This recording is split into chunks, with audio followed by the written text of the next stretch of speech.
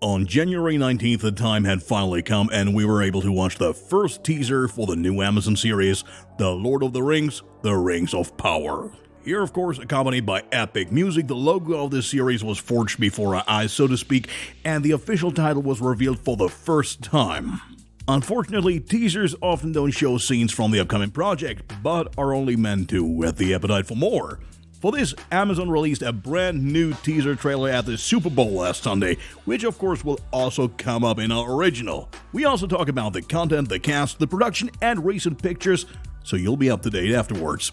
So, watch carefully and have fun with our latest original. First and foremost, of course, is the question of the storyline. As we already know, the series will not be a remake of a previous story, but will stand completely on its own. There will be a clear gap of about 3,000 years between Frodo's adventures and the upcoming series, which is why one can speak of a kind of prequel. Resourceful fans of the franchise will know that we are thus in the Second Age of Middle-earth. The most important indication for this, besides the little information about the story, are a total of 4 maps of Middle-earth published on Twitter, which also reveal some hints about the setting. For example, you can recognize the fortress Minas Ithil, which was taken in 2002 of the Third Age and renamed Minas Morgul. Another place marked on the map is Minas Anor, the capital of Gondor, which was later renamed Minas Tirith and has existed since the year 3220 in the Second Age. You can also see the small island Tolfalas at the lower end of the coast. It was destroyed after the Númenóreans were wiped out in the Second Age, making it barren and hilly, as can also be seen on the map if you look closely. We've also known about the official plot details from Amazon itself for quite some time. According to them, the heroic legend of the legendary Second Age will be revived. The series is supposed to bring the viewer back to an era of great powers, falling and rising kingdoms, and unusual heroes, and reveal the greatest villain that ever came from Tolkien's pen. And it's probably Sauron, although Melkor would probably object to that. It follows that the evil will grow stronger in a time of peace and will have to deal with an ensemble of old and new characters. In addition, more or less, the whole map is to be explored.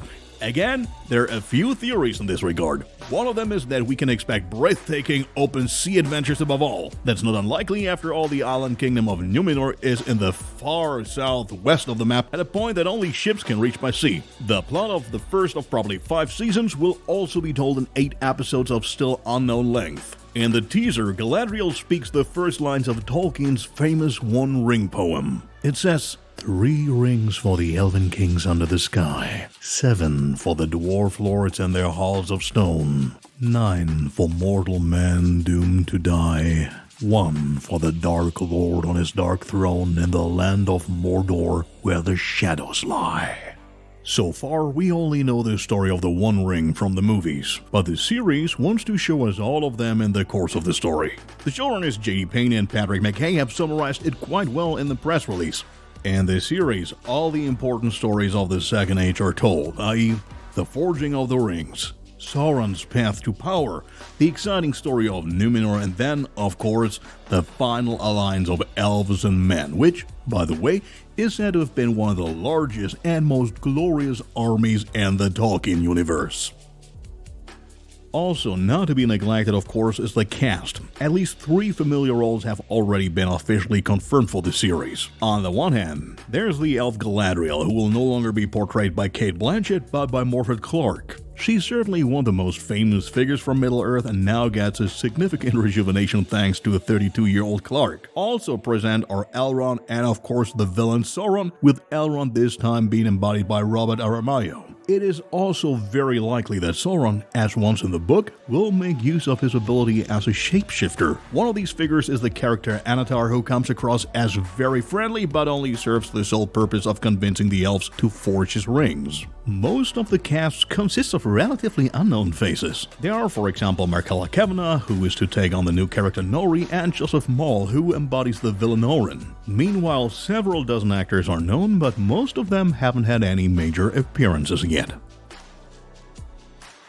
Just as with Peter Jackson's trilogy, they chose beautiful New Zealand as filming location. Unfortunately, as with many other productions, not everything went smoothly due to the pandemic. Filming had to be paused so that up to 800 crew members were sent home, and production came to a standstill for weeks. For a project that is supposed to cost over $1 billion as it is, this is of course no trifle. Fortunately, however, production was resumed as soon as possible and is still in full swing. By the way, the large-scale project is not filmed chronologically, but very efficiently with always several scenes at one location. Of course, it is only possible if the script for Season 1 is finished, because with this production variant it is extremely difficult and costly to reshoot scenes later. Season 2, however, means saying goodbye to New Zealand because it will be produced in Great Britain. The responsible actors behind the camera are on the one hand, as already mentioned, Johnny Payne and Patrick McKay, who both act as series developers and are the creative minds behind the project. The director responsible for at least their first 2 episodes was Juan Antonio Bayona, known from Jurassic World.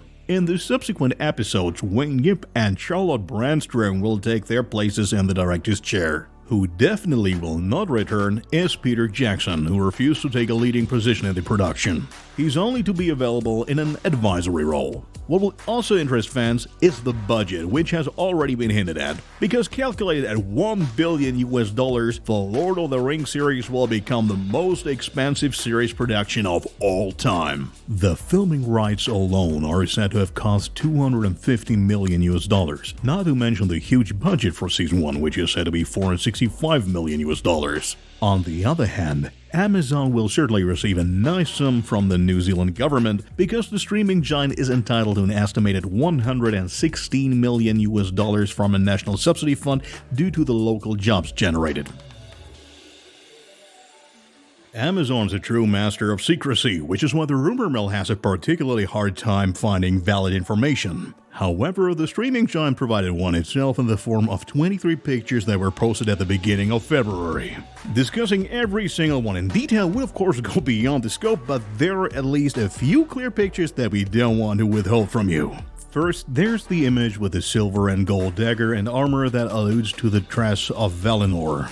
It is an elf. You don't have to think long about the picture where the figure is leaning on a big hammer. At the latest, in combination with the red beard and the golden dust on the fingers, it is clear that we are dealing with a representative of the dwarves. A third picture raises more questions, because we see the staff of a wizard, which is supposed to represent a broken sword. If this is really a wizard, one wonders how he made it into the Second Age. After all, they didn't actually appear until the Third Age. The same applies to the figure with the scale armor and the sword with a horse head. Here, one immediately thinks of a warrior from Rohan, although the realm did not emerge until thousands of years later.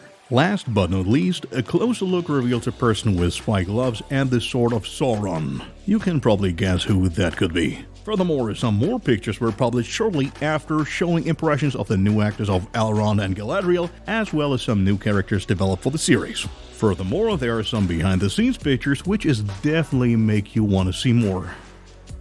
Last Sunday, on the occasion of the 56th Super Bowl, there was finally a first trailer to see, because Amazon, in competition with Disney and Netflix, of course did not miss the opportunity to show the first scenes of their upcoming The Lord of the Rings series. Finally, we'll give you some background information that will surely make you enjoy the new trailer even more. First, we see footage of the island kingdom of Numenor, as well as the voice of a young girl who turns out to be a representative of the so-called Harfoots, played by Michaela Kavanagh. These are one of the 3 original Hobbit tribes and even the largest in terms of numbers. Subsequently, it becomes clear that during the series we will get to know many places that have not yet made it to the movie screen. The characters that are now seen are called nomadic hunters and look quite like vampires with bat-like wings. Are these possibly remnants of a race from the First Age? We also see Galadriel, played by Morfydd Clark, in moving pictures for the first time. She seems to be quite reckless, for example fighting, riding, or even climbing. In one scene, we also see her with a new character, a forest elf named Arondir.